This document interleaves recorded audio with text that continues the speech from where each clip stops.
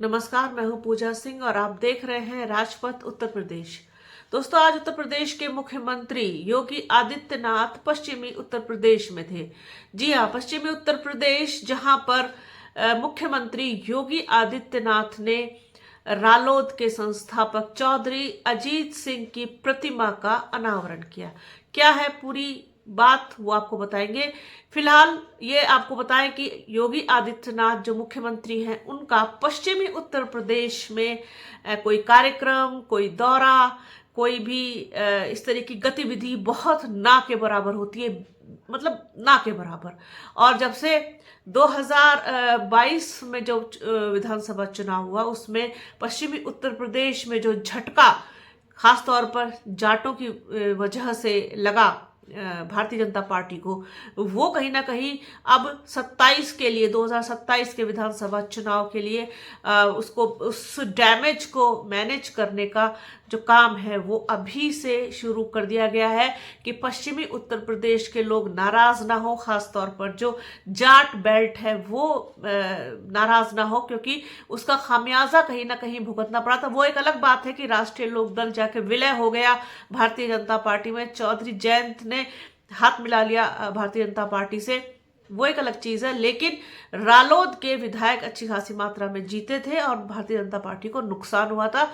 एक टाइम पर सुपड़ा साफ हुआ था सभी लोगों का और भारतीय जनता पार्टी ने सभी सीटों पर अपना कब्जा किया था। तो वही चीज कहीं ना कहीं अब दिमाग में लेकर के चल रही है भारतीय जनता पार्टी, चाहे वो केंद्र की सरकार हो, चाहे उत्तर प्रदेश की सरकार हो। उनको लगता है कि पश्चिम में जाटों को साधना बेहद जरूरी है, खासतौर पर जब जाट वर्सेस ठाकुर यहाँ पर चरम सीमा पर इस समय बना हुआ था। आपने देखा किस तरीके से संजीव बालियान और संगीत सोम के बीच की जो टकराव था, उसका नुकसान भी कहीं ना कहीं भारतीय जनता पार्टी को उठाना पड़ा।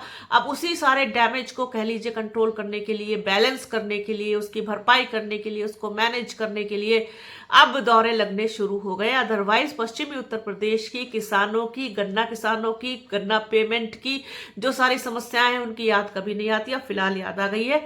क्या है पूरा मामला, आइए आपको बताते हैं कि मुख्यमंत्री योगी आदित्यनाथ जो है वो आज पश्चिमी उत्तर प्रदेश में जो है छपरौली में थे और उन्होंने वहां पर श्री विद्या मंदिर इंटर कॉलेज में रालोद के संस्थापक व पूर्व केंद्रीय मंत्री स्वर्गीय चौधरी अजीत सिंह की प्रतिमा का अनावरण किया। इसके साथ ही सीएम ने 351 करोड़ की 281 विकास परियोजनाओं का लोकार्पण और शिलान्यास भी किया।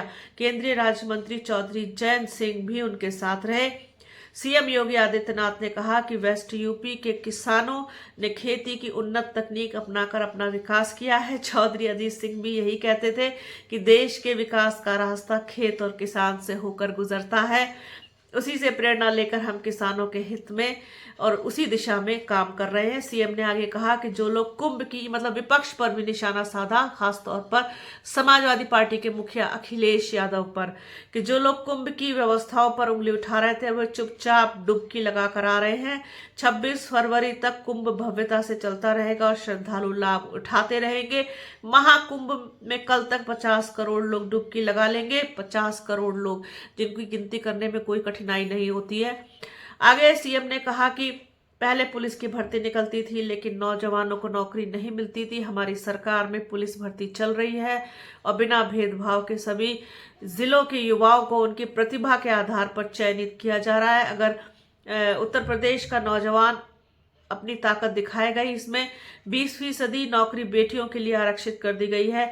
अगले 2 महीने में इनकी ट्रेनिंग शुरू हो जाएगी। इस साल यूपी पुलिस को 60,000 नए पुलिसकर्मी मिलेंगे। तो ये है पूरी खबर कि योगी आदित्यनाथ आज पश्चिम उत्तर प्रदेश आए थे और छपरौली में उन्होंने चौधरी अजीत सिंह की प्रतिमा का अनावरण किया, साथ ही साथ अपनी उपलब्धियों में कुंभ को गिनाते हुए और ये बात स्वीकार की कि पश्चिमी उत्तर प्रदेश के किसानों ने अपनी मेहनत के बल पर, अपनी योग्यता के बल पर तकनीक को, और जो उच्च तकनीक कह लीजिए, और जो विकास के दूसरे रास्ते हैं जो खेती और किसानों के लिए ज़रूरी हैं, उनको अपना करके अपना बहुत विकास किया है, निस्संदेह किया है। पश्चिमी उत्तर प्रदेश पूरे उत्तर प्रदेश की जान है। हरित बेल्ट है, जाट बेल्ट है, गुज्जर बेल्ट है, सभी कौम है यहाँ पर, सभी बिरादरियां हैं और सभी लोग मिलजुल करके ही सारा पूरे पश्चिमी उत्तर प्रदेश को खुशहाल बनाने में उन सबका योगदान है, खास तौर पर किसानों का। ये बात जो है समझ में तो आई, थोड़ा देर से समझ में आई। अब किसानों के लिए बात तो करनी ही पड़ेगी क्योंकि 2027 जो आ रहा है। खैर, ये था पूरा मामला कि जाटों को साधने की कोशिश की जा रही है। जो डैमेज 2022 में हुआ था, जो झटका 2024 में भी लगा मुजफ्फरनगर की सीट पर, उसको कहीं ना कहीं कंट्रोल करने की कोशिश अभी से शुरू की जा रही है। भारतीय जनता पार्टी इसी के लिए जानी जाती है कि वो अपने टारगेट को समय से पहले ही लक्ष्य मानकर पूरा करने में विश्वास रखते हैं और उसी पर काम भी करते हैं। तो यही एक उसका हिस्सा है जो आज यहाँ पश्चिम उत्तर प्रदेश में मुख्यमंत्री योगी आदित्यनाथ का आगमन हुआ है। तो ये थी पूरी खबर, पूरा मामला। सोचा आपने दर्शकों के साथ को शेयर किया जाए। तो बने रहिए हमारे चैनल के साथ, हमारे चैनल को लाइक कीजिए, शेयर कीजिए, सब्सक्राइब कीजिए, बेल आइकन घंटी जैसी आकृति जरूर दबाइएगा जिससे कि आने वाले वीडियो का नोटिफिकेशन आपको मिल सके। अपना और अपनों का बहुत ख्याल रखिए।